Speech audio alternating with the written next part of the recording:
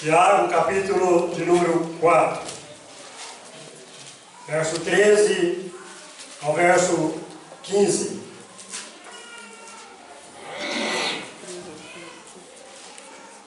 A palavra de Deus diz assim: atendei agora, vós que dizeis hoje ou amanhã, iremos para a cidade tal, e lá passaremos um ano, e negociaremos e teremos lucros. Vós não sabeis o que sucederá amanhã. Que é a vossa vida? Sois apenas como neblina, que aparece por instante e logo se dissipa. Em vez disso, deverias dizer: se o Senhor quiser, não só viveremos, como também faremos isso ou aquilo. Senhor Deus, te agradecemos pela Tua palavra. Queremos o poder do Espírito do Senhor em nós, para plantar nos nossos corações essa Tua palavra, para a Tua glória, em nome de Jesus. Amém. Os irmãos podem sentar. No último domingo que eu falei com os irmãos, procurei falar com os irmãos sobre o viver com qualidade. É capaz que vocês já tinham esquecido. E nós mostramos que viver com qualidade exige o uso correto da língua. Dissemos que o viver com qualidade exige afastar do mal e apegar-se ao bem. Dissemos que o viver com qualidade exige buscar a paz e empenhar por alcançar. Eu penso que os irmãos estão deixando a palavra pregada nascer nos vossos corações. Eu penso que os irmãos estão deixando esta palavra frutificar na vida de vocês, senão não adianta. Senão não vale a pena. Senão estamos perdendo tempo. Hoje, eu pretendo falar com os irmãos sobre vida com propósito. Vidas com propósitos. Eu quero que todos os irmãos concordem comigo que viver é muito importante. Viver é muito bom. Viver é um grande privilégio. Mas nós não podemos viver como uma folha seca, que o vento assopra e joga ela para lá, o vento assopra e joga ela para cá, e o vento assopra e tira ela do lugar. Ela fica sempre onde o vento a coloca. O Zeca Pagodinho canta a música dizendo: deixa a vida me levar, vida leva eu. Nós não podemos deixar a vida nos levar. Nós somos responsáveis por conduzir a vida. É dever meu, é dever teu, é dever nosso tomarmos decisões para que a nossa vida seja vida de frutos, seja vida útil, seja vida boa, seja vida abençoada. Assim, meus irmãos, eu pretendo falar nessa realidade, viver com propósito. Primeiramente, eu quero mostrar para os irmãos por que nós temos que ter vidas com propósitos. Por quê? Primeiro, porque a vida sem propósito é vida vazia. A vida sem propósito é vida estéril, é vida sem fruto. A vida sem propósito é vida desperdiçada. A pessoa precisa levantar de manhã, saber o que vai fazer.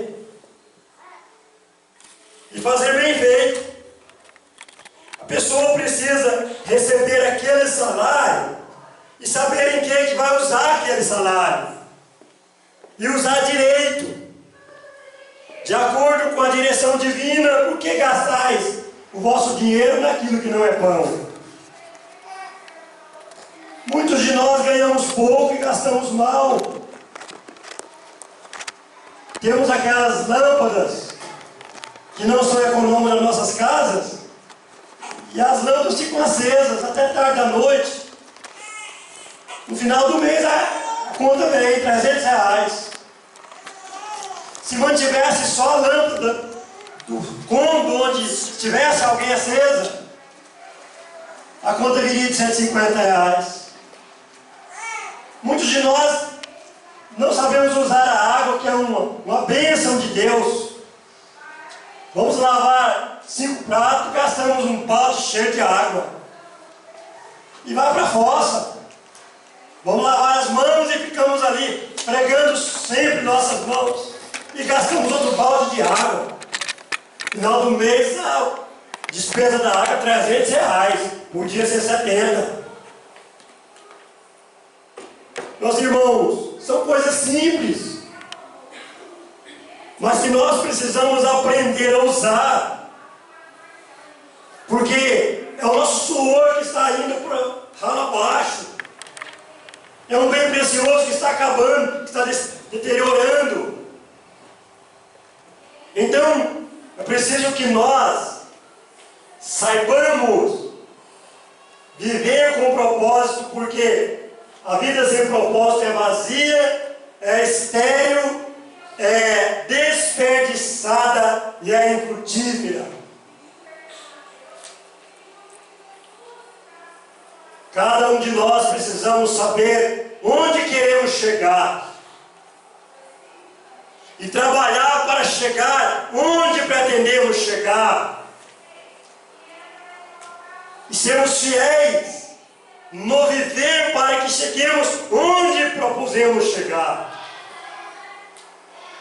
Senão a vida vai ser um problema para nós e para aqueles que nos rodeiam.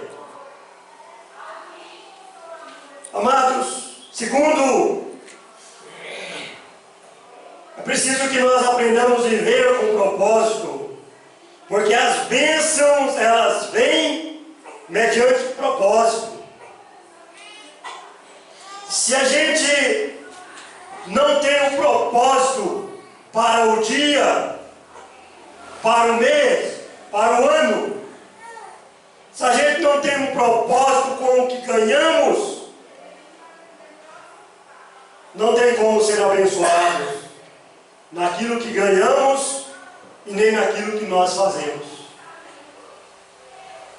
Deus, Ele, na sua graça, Ele deu para nós uma mente sábia, uma mente inteligente, e nós precisamos usar essa inteligência para o nosso próprio bem e para o bem do meio onde estamos nos relacionando.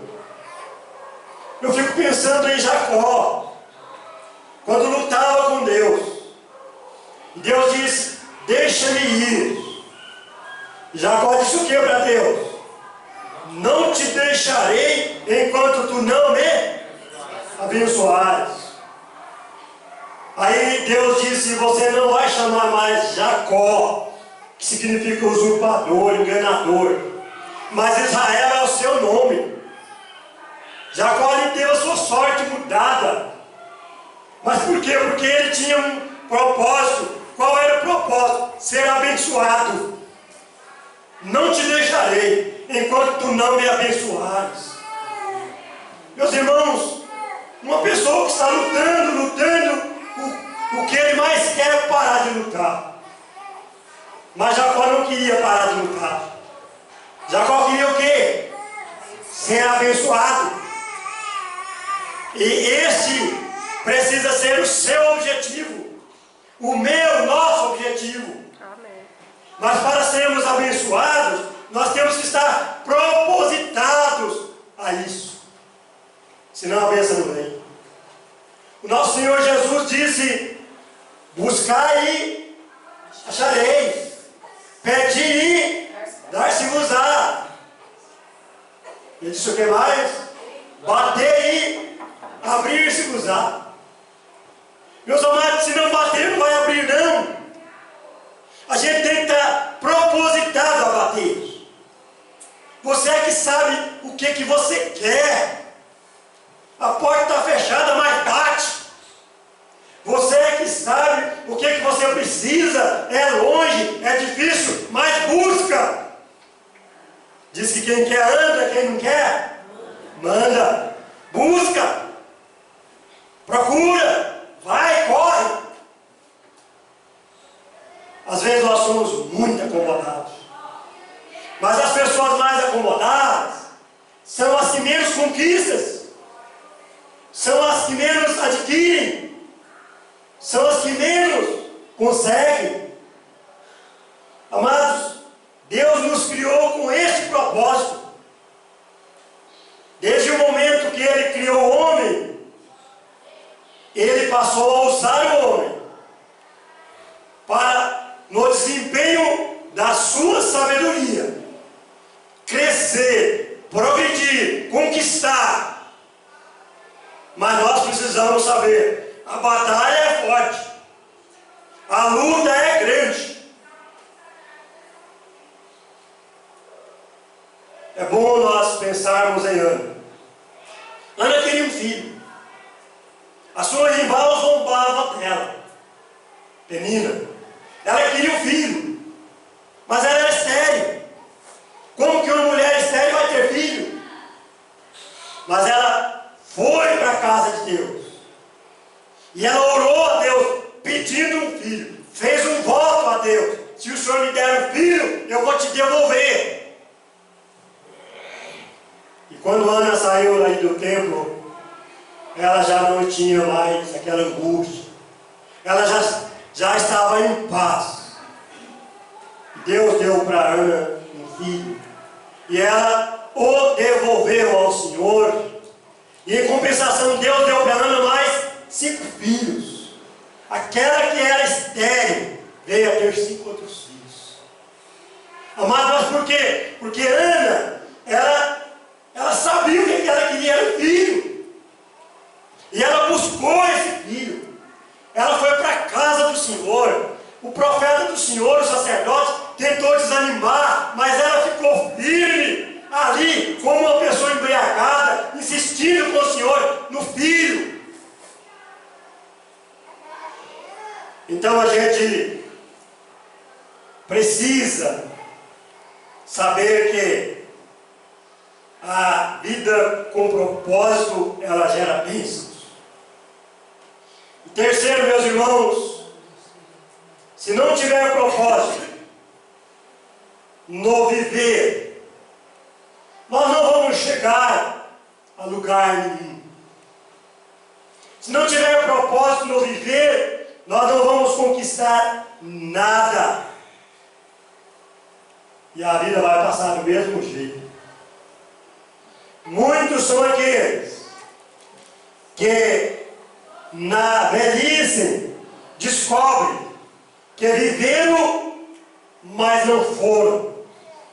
Vão descobrir que viveram, mas não fizeram nada. Vão descobrir que viveram, mas não conseguiram nada. Vão descobrir que viveram, mas não viveram. E a vida passou. Por isso, meus amados, que o livro de Eclesiastes, no capítulo 12, diz: lembra-te do teu Criador nos dias da tua mocidade, antes que venham os maus dias e cheguem os anos, nos quais dirás: não tenho nele os anos sem prazer. Chega para nós, Senhor. Chega para nós, Senhor. A velhice, quando os morais, quando os dentes ficam poucos, quando a visão fica curta, quando as pernas ficam bambas, quando os braços ficam fracos, essa velhice chega e chega rápido para nós. Se a gente não tiver propósito na vida, nós vamos ter uma velhice frustrada. Vamos olhar para o nosso passado com muita desilusão. foi um homem exemplar. E na sua velhice ele dizia: combati o bom combate, completei e guardei a fé. Ele tinha um propósito. Desde que Deus o chamou, ele tinha um propósito. E ele lutou, e ele batalhou, e ele venceu. E ele guardou a sua fé. Foi um homem de Deus, usado por Deus grandemente. Meu amado, é preciso que nós nos despertemos. Enquanto Deus está nos dando tempo. É hoje que nós precisamos procurar mudar, melhorar, fazer o nosso máximo, fazer o nosso tudo, para que no amanhã nós tenhamos uma mente firme, sossegada, descansada, em paz, na presença de Deus. Agora, meus irmãos, eu quero falar para vocês sobre 4 verdades importantes sobre o viver com propósito. A primeira verdade que queremos falar é que podemos fazer propósitos e não executá-los. A Bíblia declara que o homem pode fazer seus planos, mas a resposta certa vem dos lábios. A gente pode fazer propósitos e não executá-los. Não são todos os nossos propósitos que se executam. A gente precisa saber disso porque nós somos limitados.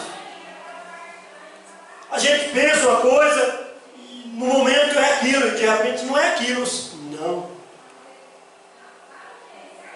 A vida, meus irmãos, ela é incerta.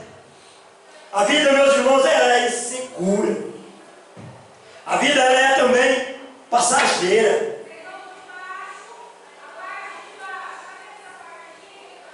E por isso que a Bíblia declara que é a vossa vida. Sois apenas como neblina. Hoje é domingo. Eu penso que poucos de vocês levantaram cedo, mas eu levantei cedo. Bem cedinho. E eu olhei assim pela janela da minha casa. Estava tudo enfumaçado, tudo neblinado. E daí a pouco, tudo clarinho. A neblina foi. E é assim que a palavra de Deus considera a vida de uma pessoa aqui. É isso. É um momento só. É curto demais, é pouco tempo demais. O salmista no Salmo 90, ele fala sobre a brevidade da vida. 70, havendo vigor 80, maior disso é enfado e canseiro. Melhor disso é enfado e canseiro. E ali nós somos considerados, a vida da pessoa é considerada como a flor da erva, como a sombra. Cai a sua murcha a erva e cai a sua flor. Jó no capítulo 14 ele diz assim: o homem nascido de mulher vive pouco tempo sobre a terra e cheio de inquietação. Jó. E olha que naquela época os homens viviam muito ainda, né? Mas vive pouco tempo. Ele dizia, se não me engano, Jó teve 600 anos de vida. Parece que ele viveu 300 anos depois, 300 anos. Jó viveu muito. 930. Os irmãos ficam devendo olhar isso na sua casa, tá? 930. Mas então Jó vivia muito. Ainda falou que era pouco. Pouquíssimo é agora. E quando nós olhamos, meus irmãos, para o Salmo 39, verso 5, o salmista diz assim: deste a minha vida o tamanho de alguns palmos. Olha aqui. Deste a minha vida o tamanho de alguns palmos. Quantos palmos? 2, 3, 4. Aí a gente fica vendo, meus irmãos, que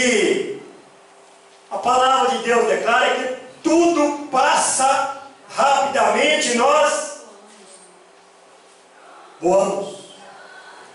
E a palavra de Deus declara que o homem, por mais firme que esteja, é pura vaidade. Pura vaidade. Por mais firme que o homem esteja, é pura vaidade. Então, meus amados, é bom nós sabermos que podemos fazer planos e não executá-los. Porque existe aí um império chamado morte, que surge para impedir as execuções dos nossos planos, que aparece aí para atrapalhar a execução dos nossos planos. Nós temos que saber disso, estar cientes disso. Nós não precisamos estar morrendo antes da hora, mas nós temos que saber que na hora nós vamos morrer. E tudo vai ficar aqui. Os planos vão ficar aqui. Por isso que a Bíblia é clara. Vocês que dizem que vão à cidade tal, e vai comprar isso, e vai fazer aquilo outro, e vai ter lucro, vós não sabeis o que sucederá amanhã, que é a vossa vida. Sois apenas como neblina, que aparece por um instante e logo se dissipa. Segunda verdade que queremos falar sobre viver com propósito é que não podemos fazer propósito só para a vida terrena.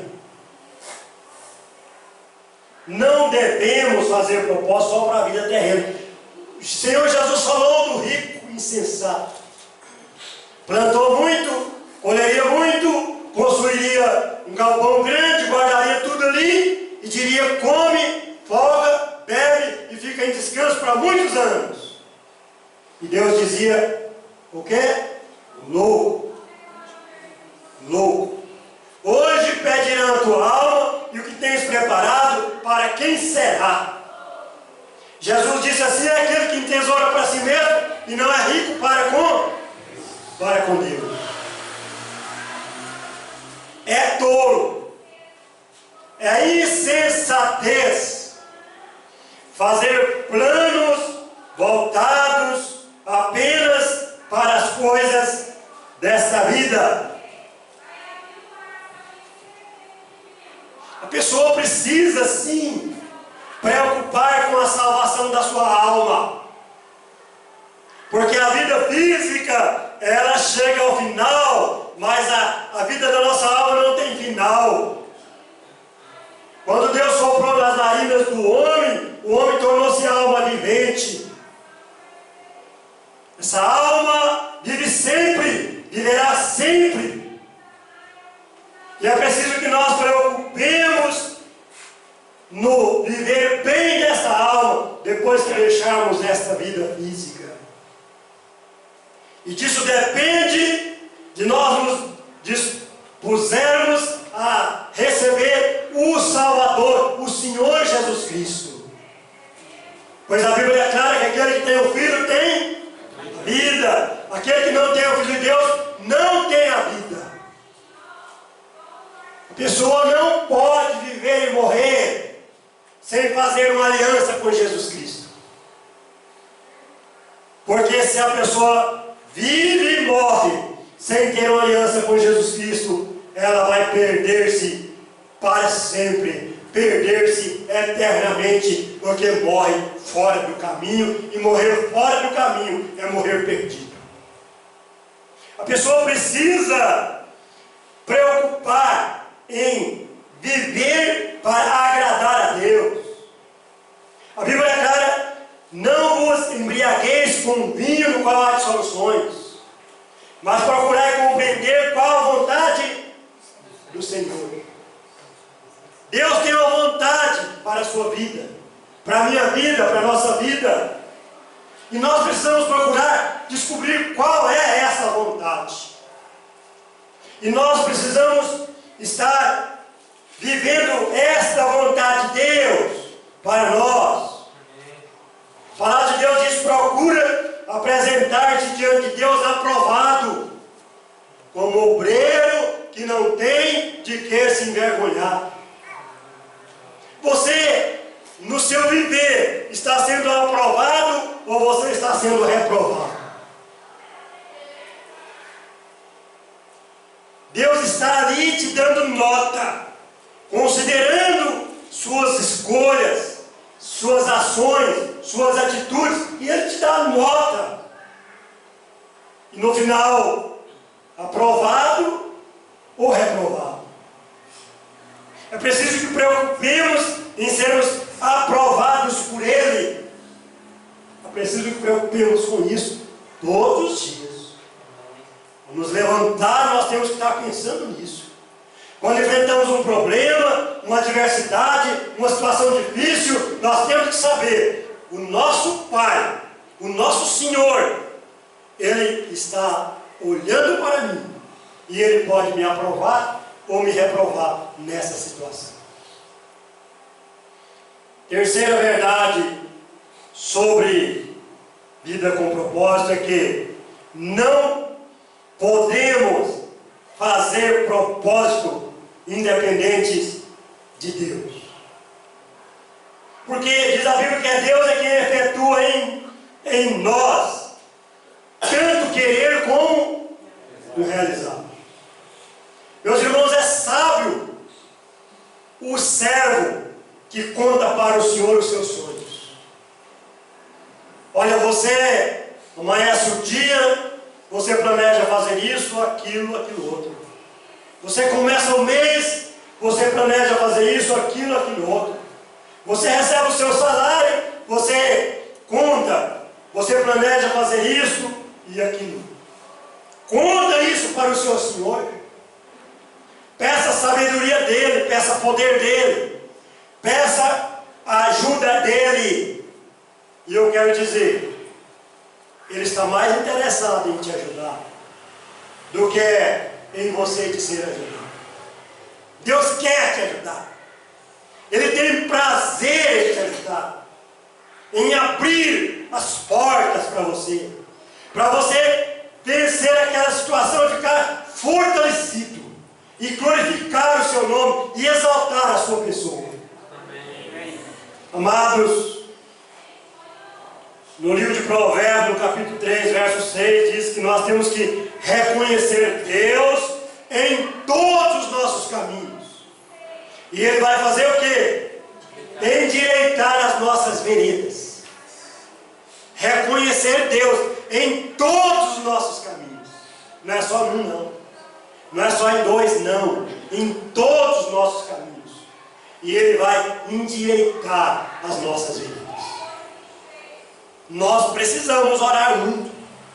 Nós precisamos orar mais. Nós precisamos depender mais daquele que vê tudo, daquele que sabe todas as coisas, daquele que pode tudo. Às vezes nós queremos ser os nossos próprios senhores, por isso nós erramos demais.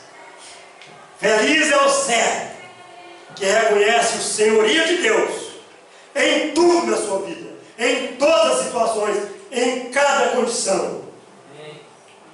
O servo que é uma pessoa ponderada e que não age com precipitação. Amados, última verdade a falar sobre a vida com um propósito é que Deus também Ele tem propósito com nossas vidas. Somos filhos dele ou não? Sim. E como filhos de Deus, Deus tem projetos, Deus tem propósito com nossas vidas. Os irmãos sabem, eu sempre tenho dito que enquanto Deus não criou o homem, Deus fez tudo só. Mas depois que Deus criou o homem, aí Deus passou a depender do homem para a execução dos seus planos. Tá certo, meus irmãos? E é disso que nós temos que entender. Deus precisa de você. Deus precisa de nós, para que os seus planos se cumpram nesse mundo, nessa terra, nas nossas vidas. Deus conta conosco. E é bom nós estarmos inteirados de que Deus de José para levar Israel para o Egito? Não precisou? José foi antes. José foi adolescente. José foi sem querer, não foi? Foi vendido. José sofreu muito em largar a sua família para trás e ir para o Egito como escravo, vendido. Mas quem é que estava no comando? Era Deus. Até aquilo que aconteceu na sua vida, que você não gostar, que você não estiver de acordo, curva-se diante de Deus. Se você é servo, se você é filho, e se você ora, Ele está na direção. Ele está cumprindo a sua vontade para a sua glória. Amém. E depois Deus usou Moisés para tirar o povo dele lá do Egito. Ó, Deus pôs, Deus tirou. 430 anos depois Deus tirou Moisés. Moisés também não queria. Mas Deus precisava dele. Moisés já nasceu para aquilo lá. Conhecemos a história do nascimento de Moisés. Moisés foi criado no palácio do rei para conhecer todas as artimanhas políticas. Moisés ficou 40 anos ali. Deus pôs ele ali como filho do rei.